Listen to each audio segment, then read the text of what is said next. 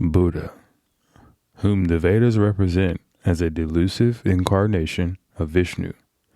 It is said by his followers to have been a mortal sage, whose name was Gautama, called also by the complementary epithets of Sakshina, the lion, and Buddha, the sage.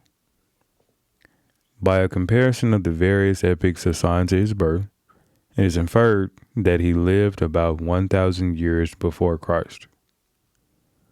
He was the son of a king, and within conformity to the usage of his country he was, a few days after his birth, presented before the altar of a deity. The image is said to have inclined its head as a presage of the future greatness of the newborn prophet. The child soon developed faculties of the first order and became equally distinguished by the uncommon beauty of his person. No sooner had he grown to years of maturity than he began to reflect deeply on the depravity and misery of mankind. And he conceived the idea of retiring from society and devoting himself to meditation. His father, in vain, opposed his design. Buddha escaped the vigilance of his guards, and having found a secure retreat, lived for 6 years undisturbed in his devout contemplations. At the expiration of that period, he came forward to the Benares as a religious teacher.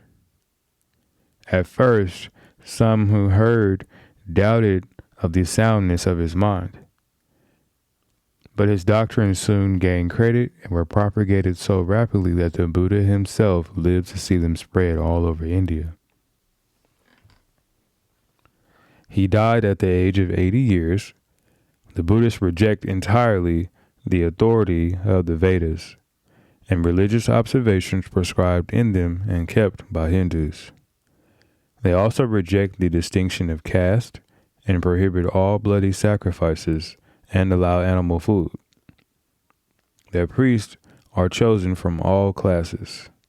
They are expected to procure their maintenance by perambulation and begging.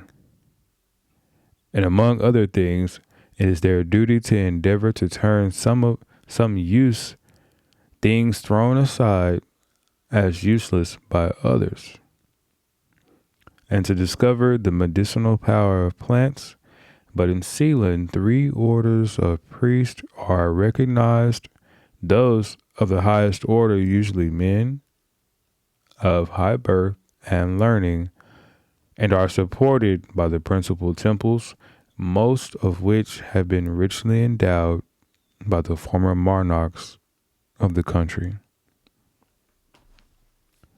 For several centuries after the appearance of the Buddha, his sect seemed to have been tolerated by the Brahmins, and Buddhism appears to have penetrated the peninsula of Hindustan in every direction, and to have been carried to Ceylon and to the eastern peninsula.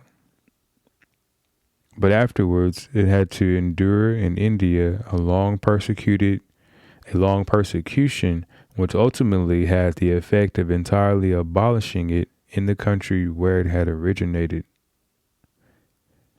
But to scatter it widely over adjacent countries, Buddhism appears to have been introduced into China about the year 65 of our era. From China, it was subsequently extended to Korea, Japan, and Java. So is the mythology of Buddha. This came from The Age of Fable, Bullfinch's Mythology, Gilded America Books. Thank you for listening.